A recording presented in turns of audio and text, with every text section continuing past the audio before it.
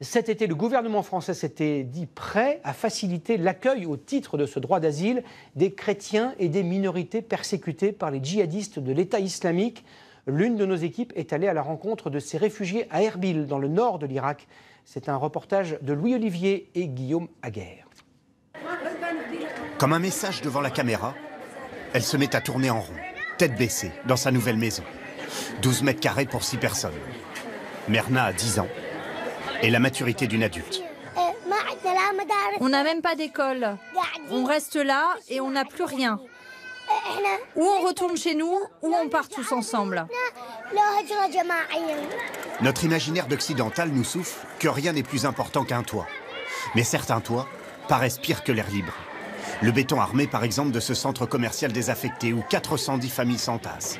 1600 personnes et des centaines de jeunes enfants qui jouent aux équilibristes. Il y a eu pas mal d'accidents avec des enfants, pas très graves, mais comme les escaliers ne sont pas finis, il y en a qui tombent. La semaine dernière, il y en a un qui est tombé dans une fosse septique. Les humanitaires sont donc arrivés, pour l'urgence. Mais ils sont rares. SOS Chrétiens d'Orient jongle avec ses petits budgets pour éviter les crises. Au moment des distributions de nourriture, par exemple. En un quart de seconde, ça peut déraper. Les gens sont vraiment entassés les uns sur les autres, comme vous pouvez le voir, dans des conditions très précaires. La notion de propriété privée a quasiment été abolie.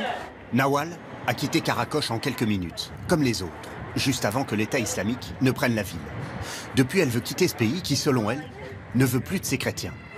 Hélas, si on part ailleurs, on quitte notre terre.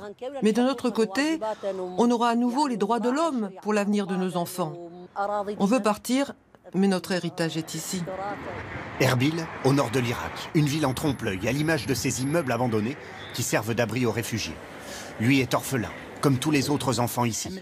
10 hommes de la famille ont été tués lors du massacre des Yazidis à Sinjar, en août dernier. Les femmes kidnappées, certaines violées, et des milliers de déplacés. Pendant 7 jours, on est resté au mont Sinjar, sans nourriture et sans eau. Le monde entier est au courant, mais personne ne veut de nous. Personne pour nous aider, personne pour nous écouter, personne pour nous comprendre. Pourquoi le monde agit-il comme ça? Les chrétiens d'Irak craignent les mots. Ils veulent des actes. Une politique économique et sociale, bien sûr, mais aussi une aide militaire. Ils veulent surtout être sûrs qu'ils ne sont pas seuls dans cette petite enclave d'Erbil, seuls face à l'État islamique qui, après les conquêtes de Mossoul et de Karakoche, est désormais à 50 km d'ici.